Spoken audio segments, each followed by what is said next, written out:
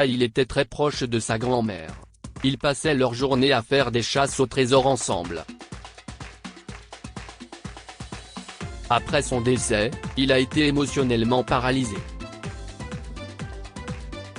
Cependant, après une nouvelle chasse au trésor et quelques mots du perroquet de sa grand-mère, il a appris une belle leçon sur les trésors cachés de la vie.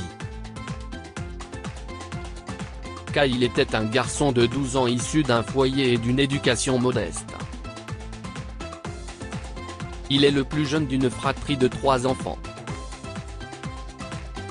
Sa sœur, Kira, avait 22 ans, et son frère, Dylan, 17 ans. Son père était chauffeur de bus scolaire et sa mère était secrétaire dans une petite entreprise. Comme la plupart des enfants de son âge, Kyle était un enfant aventureux. Si cela lui venait naturellement, ce trait de caractère était aussi fortement influencé par sa relation avec sa grand-mère, Linda. Linda était une femme sage et aimante. Et même si elle était âgée, elle avait toujours l'esprit aventureux, gentil et dynamique d'un enfant. CIST peut être la raison pour laquelle Kyle et elle s'entendaient si bien. De plus, Kyle et Linda passaient beaucoup de temps ensemble et s'adoraient. Linda aimait tous ses petits-enfants. Cependant, elle a remarqué qu'aucun des frères et sœurs de Kyle ne partageait le lien fort que Kyle et elle partageaient, ni quand ils avaient son âge, ni après. Linda avait un faible pour les pirates, ce qu'elle allait bientôt transmettre à Kyle. Elle avait même un très vieillard nommé Jack, en l'honneur de Jack Sparrow. Kyle adorait Jack et il lui arrivait souvent de titiller le cerveau du perroquet pour entendre toutes les choses bizarres que sa grand-mère et parfois même Kyle lui-même lui avait apprises. Tu sais, on dit que les pirates n'ont jamais eu de perroquets comme animaux de compagnie et que ce n'était que de la fiction et de la culture populaire. Je pense que c'est complètement absurde. Si tu passes ta vie en expédition à travers le monde et les vastes océans, pour en découvrir toute la beauté. Il est évident que tu choisirais un bon vieux perroquet comme Jack. Et CIST simplement parce qu'il est facile à transporter et qu'il est de bonne compagnie, disait souvent Linda. Des mots comme ceux-là éveillaient souvent l'imagination du petit Kyle qui, lui aussi, rappelait à sa grand-mère l'enfant qui sommeillait en elle. Il passait des journées entières à jouer aux pirates, comme s'il partait à l'aventure sur les 7 mers. Linda dressait des cartes pour qu'il cherche des trésors cachés dans son appartement. La grand-mère de Kyle lui racontait des histoires sur son arrière-arrière-grand-père qui était un pirate à l'époque. À part Kyle, le reste de la famille ne rendait guère visite à Linda. À l'occasion, le fils de Linda, le père de Kyle, lui apportait des courses. Kyle en profitait pour passer du temps avec elle, suppliant son père de rester pour le week-end. La plupart des membres de la famille ne comprenaient pas leur lien particulier, mais ils ne s'y opposaient pas. Ils formaient une paire inséparable. Cependant, en vieillissant, la santé de Linda a commencé à se détériorer. Sa vue et son ouïe se détérioraient de jour en jour. Un jour, la famille s'est réunie à l'appartement de Linda pour célébrer son 85e anniversaire. Personne ne s'est soucié de lui offrir un cadeau ce jour-là. Tout le monde pensait qu'elle était trop vieille de toute façon, et que tout cadeau serait inutile pour elle. Cela a profondément attristé Linda. Bien qu'elle ait apprécié leur présence, elle aurait aimé qu'ils traitent cette fête comme n'importe quel autre anniversaire. En fait, elle aurait apprécié un petit effort supplémentaire. Au rythme où sa santé se détériorait, elle se disait que c'était sans doute l'un des derniers anniversaires qu'elle fêterait, et elle voulait que ce soit mémorable. Elle comprit que le reste de la famille ne l'avait peut-être pas envisagé, mais la déception ne fut pas plus facile à digérer. Linda décida cependant de se concentrer sur ce qu'elle avait et non sur ce qui manquait. Elle s'assit sur sa chaise, regardant sa famille préparer avec enthousiasme son repas d'anniversaire, et c'est à ce moment-là qu'elle trouva du réconfort. Une larme solitaire coula sur sa joue alors qu'elle regardait les deux générations de sa famille réunies dans une même pièce. Elle réalisa qu'elle avait plus qu'assez de raisons d'être reconnaissante. « Mamie, pourquoi pleures-tu » demanda Kyle en se glissant derrière elle. « Ce sont des larmes de joie, mon enfant. Je suis simplement heureuse de vous voir tous », répondit Linda. « J'ai pensé que c'était parce que tu n'avais pas reçu de cadeau. Mais ne t'inquiète pas, j'ai quelque chose pour toi. Un petit butin pour faire bouillir ton sang. Es-tu prête pour une nouvelle aventure ?» dit Kyle en lui tendant une carte au trésor. Linda était très émue. C'était comme si le petit garçon était dans sa tête. Elle ne savait plus où donner de la tête, touchée par son geste et sa sollicitude. « Aïe aïe, capitaine », ajouta Jack depuis sa cage à oiseaux. Linda et Kyle ne purent s'empêcher de rire lorsque la remarque de Jack rompit soudain le silence émotionnel. Linda serra son petit-fils dans ses bras et murmura « Je ne vois et n'entends pas très bien, mon garçon. J'ai donc besoin d'un peu d'aide de ta part pour trouver ce trésor », expliqua Linda. Kyle lui prit doucement la main et l'entraîna dans une nouvelle chasse au trésor. Elle essaya de retenir ses larmes alors qu'elle réalisait que cette chasse au trésor pourrait bien être la dernière qu'ils feraient ensemble. La carte les conduisit enfin à un petit coffre au trésor. Kyle l'ouvrit et en sortit un collier de perles. Les pirates avaient l'habitude d'offrir à leurs dames des colliers comme celui-ci, dit Kyle en plaçant soigneusement le collier au cou de sa grand-mère. « Oh, mon doux, mon tendre enfant. Merci beaucoup », dit Linda en larmes, en le serrant chaleureusement dans ses bras. « Tu as fait de mon anniversaire un moment inoubliable. Tu ne sauras jamais ce que cela représente pour moi.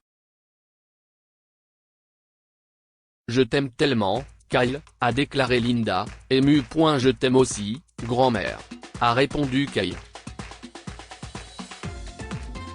S'il te plaît, promets-moi quelque chose, Kyle, » dit Linda avec sérieux. « N'importe quoi pour toi, grand-mère, » déclara Kyle. « Promets-moi que tu ne cesseras jamais de chercher des trésors. Pas seulement dans le monde, mais aussi dans les trésors cachés en toi-même et dans les autres, » dit Linda avec un regard plein d'amour. « Je te le promets, grand-mère, » dit Kyle en la serrant à nouveau dans ses bras. Quelques mois après son anniversaire, Linda est décédée. Kyle fut bouleversé par sa disparition. Non seulement il a perdu sa grand-mère, mais il a aussi perdu sa meilleure amie. Les derniers mois avant sa mort, elle était trop faible pour essayer de jouer avec le petit Kyle. C'est d'ailleurs à l'occasion de son anniversaire qu'ils ont fait une chasse au trésor ensemble pour la dernière fois. Les quelques semaines qui ont suivi le décès de Linda ont laissé Kyle dans un état de désarroi. Il finit par demander à son père de le laisser s'occuper de Jack. Jack se trouvait toujours dans l'appartement de Linda, et l'un de ses voisins venait de temps en temps le voir et le nourrir. Son père, voyant l'effet que la mort de sa mère avait eu sur son fils, l'a immédiatement emmené à l'appartement de Linda dans l'espoir que cela lui permette de tourner la page. Son père accepta de lui laisser un peu de temps seul pour qu'il puisse choisir tout ce qu'il pensait que sa grand-mère aurait voulu qu'il ait. « Bonjour à toi aussi, Jack, » dit Kyle en entrant. Kyle fit plusieurs fois le tour de l'appartement, se remémorant les souvenirs irremplaçables qu'ils avaient créés ensemble. Il rassembla toutes les cartes qu'il avait faites au fil des ans. En rassemblant les cartes, il est tombé sur une carte qu'il ne connaissait pas. Sur la carte, il y avait écrit « N'arrête jamais de chercher des trésors, Kyle. » Je t'aime. Se souvenant de ces mots lors de leur dernière chasse au trésor, Kyle suivit la carte à la recherche du dernier trésor que sa grand-mère lui avait laissé. Celui-ci semblait beaucoup plus difficile que tous les autres, mais cela ne faisait que renforcer sa détermination. La carte le conduisit finalement à une trappe cachée dans le sous-sol, munie d'un verrou et d'un code. Il n'avait jamais vu cette trappe auparavant. Il a essayé plusieurs codes, celui de son anniversaire, celui de son anniversaire et celui de l'anniversaire de son père, mais aucun n'a fonctionné. Submergé par l'émotion, il commença à tirer désespérément sur la serrure, mais elle ne bougeait toujours pas. « Allez, grand-mère. Je sais que tu ne m'aurais pas fait faire tout ce chemin pour rien. Aide-moi à sortir de là, » se dit Kyle, frustré. Aussitôt, il entendit Jack gazouiller au loin, « Aïe aïe, capitaine. 3, 2, 9, aïe aïe. » Kyle se souvint de toutes les phrases et de tous les mots que sa grand-mère lui avait appris au fil des ans. Il s'est dit que cela ne pouvait pas faire de mal d'obtenir un peu d'informations de la part de quelqu'un qui était peut-être encore plus proche de sa grand-mère que lui. Il a donc attrapé Jack et l'a amené à la trappe. Allez, Jack. Quel est le code ? Demanda Kyle au perroquet. Jack ne dit rien. Allez, Jack. J'ai besoin de ton aide, mon pote. Quel est le code ? Répéta Kyle, toujours confronté au silence. Kyle soupira profondément, s'avouant finalement vaincu. Oui, capitaine. Je suppose qu'il n'y a pas. Déclara Kyle avant que Jack n'éclate avec un grand cri, puis imita les mots, aïe aïe, capitaine. 3, 2, 9. Aïe aïe, capitaine. 3, 2, 9, 1. D'accord, essayons, dit Kyle en tapant le code. La trappe a fini par s'ouvrir. Aïe aïe, capitaine, répéta Jack. Dans la cave, il a trouvé une bague en or avec une tête de mort. Elle avait l'air ancienne, comme sortie d'un film fantastique. Kyle l'examina de près, complètement stupéfait. À côté de l'anneau se trouvait une lettre adressée à Kyle. Il l'ouvrit et la lut. La lettre disait « C'était la bague de mon arrière-arrière-grand-père. Mon arrière-arrière-grand-mère me l'a donnée avant de mourir. Elle m'a dit que mon arrière-arrière-grand-père était un pirate, mais je ne l'ai jamais dit à personne parce qu'il m'aurait pris pour une folle. Tout cela a changé lorsque nous avons commencé nos aventures. J'ai enfin trouvé quelqu'un avec qui je pouvais partager mes exploits et mes trésors cachés. Et maintenant, je te laisse ce trésor. Si tu as des difficultés, vends-le. Il vaut beaucoup d'argent, mon cher petit-fils. Je t'aime et n'oublie pas de ne jamais cesser de chercher des trésors. Kyle pleura en lisant la lettre. Cela ne pourra jamais guérir complètement la douleur de la perte d'un être cher, mais il a trouvé un peu de réconfort ce jour-là. Il a retrouvé un petit bout de sa grand-mère. De plus, il a trouvé un autre trésor précieux. Kyle s'est promis de ne jamais la vendre et la garder comme son bien le plus précieux, en espérant qu'un jour il pourrait la transmettre à ses propres petits-enfants lors d'une chasse au trésor. Que pouvons-nous apprendre de cette histoire? Ne jamais cesser de chercher les trésors de la vie. Linda a pu renouer avec son enfant intérieur pendant le temps qu'elle a passé avec Kyle. Même si elle était physiquement âgée, elle pouvait rechercher les trésors de sa jeunesse et de sa joie dans son lien affectif avec son petit-fils. La fidélité est récompensée d'une manière ou d'une autre. Kyle a été fidèle à sa grand-mère et à son ami.